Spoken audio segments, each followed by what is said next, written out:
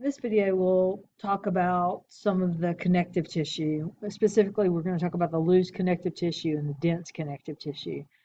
So if you remember from the overview, connective tissue is the most abundant of the tissue types in the body. It's located everywhere. And I didn't talk about the functions. I will talk about because the functions can vary depending on the connective tissue. So I'll talk about the functions as we get to each of the different tissue types. So this table here is a good uh, summary of the various connective tissue types. Now, I will tell you for lab that you do not need to worry about elastic dense connective tissue. Okay, so, but you do need to be able to recognize areolar, adipose, uh, reticular, regular dense connective tissue, and irregular dense connective tissue. So, just generally speaking, now whether you're talking about loose connective tissue or dense connective tissue, and both of these types of tissue or these categories of tissue make up what we call connective tissue proper.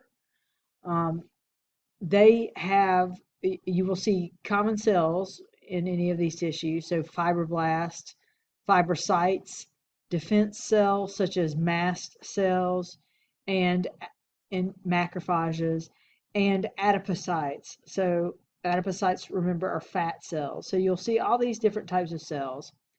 In the matrix, so remember the stuff outside of the cells makes up the ground substance. So that would be included in the extracellular matrix. And then the three fiber types. So we talked about the collagen fibers, the reticular fibers, and the elastic fibers.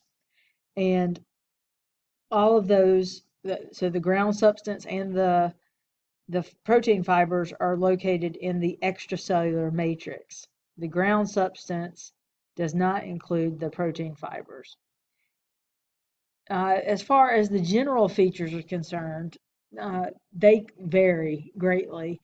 Loose connective tissue is exactly that. And we're talking about the fiber, those protein fibers, how they are arranged. In loose connective tissue, the protein fibers are loosely arranged, and we'll look at that in the images to follow. In dense connective tissue, the fibers are very densely packed together. So that's the two major differences between loose connective tissue and dense connective tissue.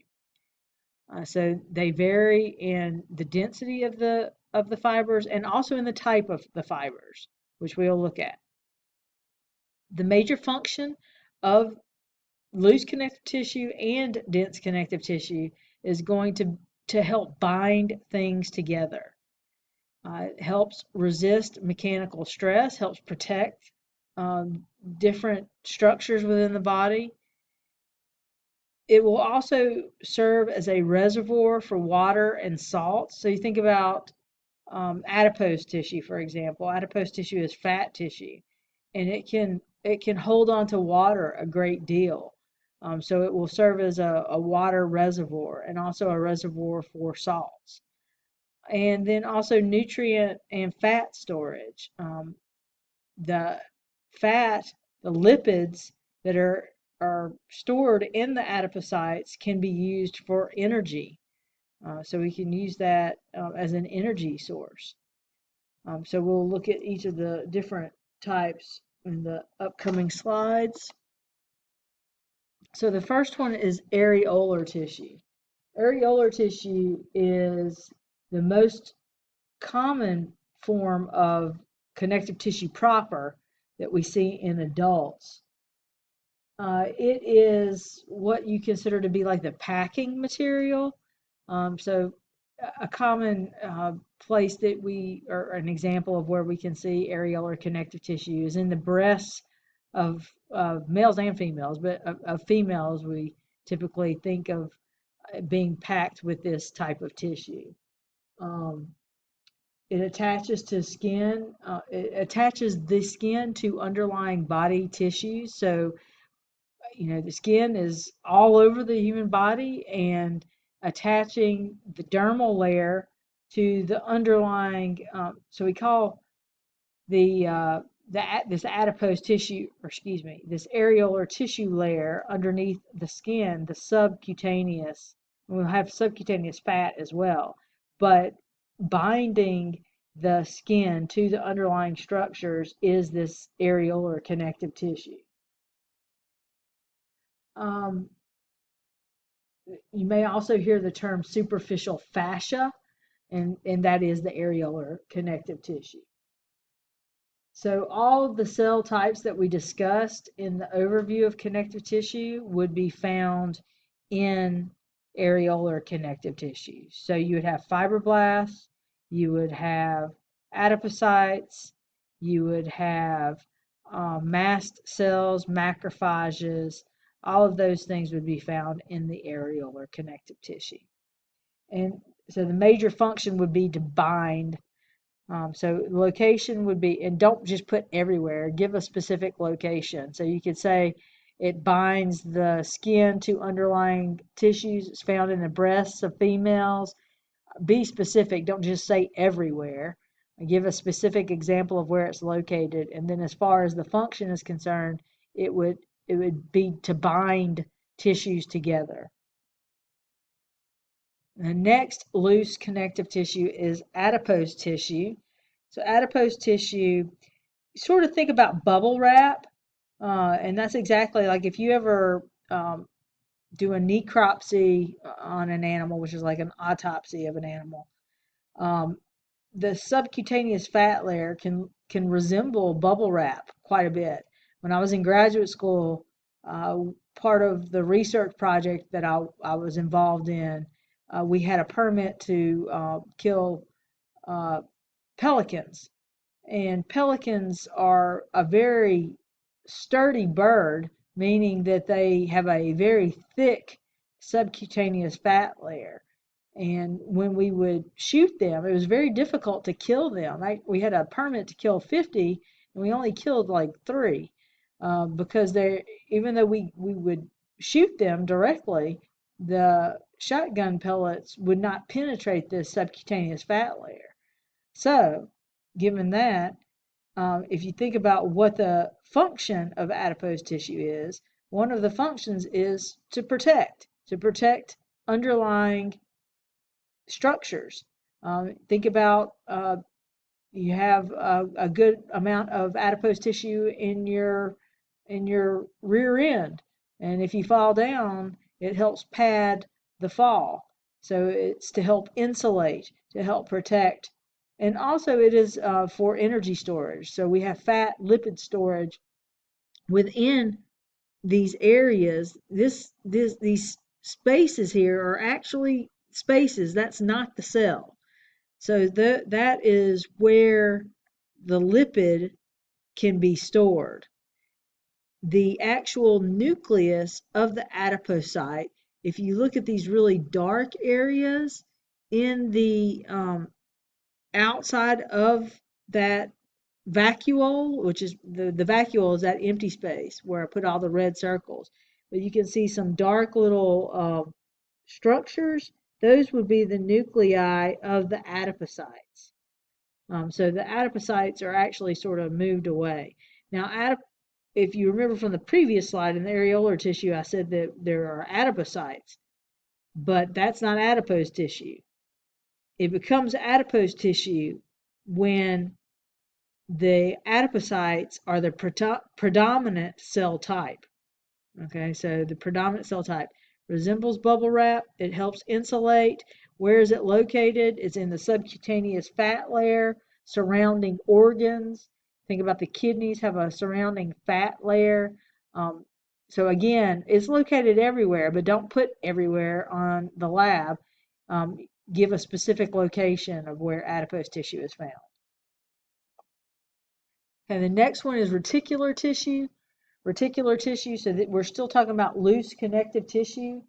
Reticular tissue has reticular fibers. So those protein fibers, there's a predominance of the reticular protein fibers. So you can see all these little dark purple little lines. Those are reticular um, fibers. Um, this tissue type is found in the kidneys, in the liver, in the spleen, in the lymph nodes, bone marrow. It helps provide like a scaffolding, uh, uh, so it gives structure to the organ. Um, it provides support, and it will resist uh, the organ from being distorted in any way. So reticular tissue, the function of reticular tissue is support. You do not need to know this one for the lab practical, so I should have marked that one off. So you don't need to know, don't, because it resembles another type. Don't need, oops, need to know for the lab practical. Okay, the next slide. This is dense regular connective tissue. So dense means that and you can see the collagen fibers. So all these pink little lines, those are the collagen fibers, and they are densely packed together, which is why it's dense connective tissue. And you see the little nuclei of the fibroblasts throughout the tissue. The regular part of this term comes from the fact that the collagen fibers are almost parallel to one another. So there's a very regular organization. Dense, regular connective tissue helps bind things together. It's found in like tendons. We also see it in ligaments, so it helps hold things together. So it's found in cord-like structures that hold things together. Tendons connect muscles to bones. Ligaments connect bones to bones, so it's for connection. Um, Dense irregular on the next slide. So again, the collagen fibers are very closely packed together, but they are not parallel to one another. So they're not regular. They are irregular, which is why we call it dense irregular connective tissue. So a lot of collagen fibers packed together in an irregular fashion. You see the nuclei of the fibroblasts all throughout.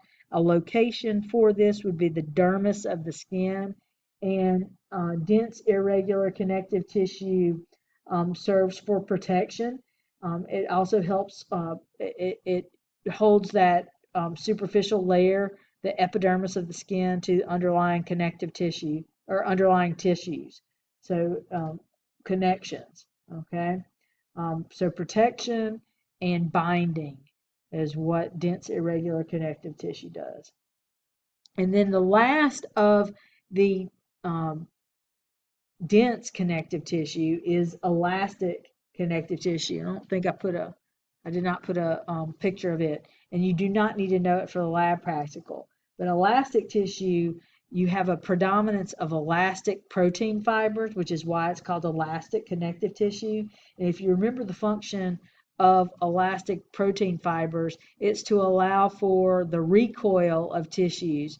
So if tissues are stretched, then if there's elastic fibers, they can recoil back to their natural shape. And that's what that elastic tissue does. It has a springy, resilient nature, and it can tolerate cycles of extension and then recoiling back to its natural shape. So it's found between vertebrae in the spinal column, and it's also found in the erectile tissue of the penis. But you do not need to know elastic connective tissue for the lab practical.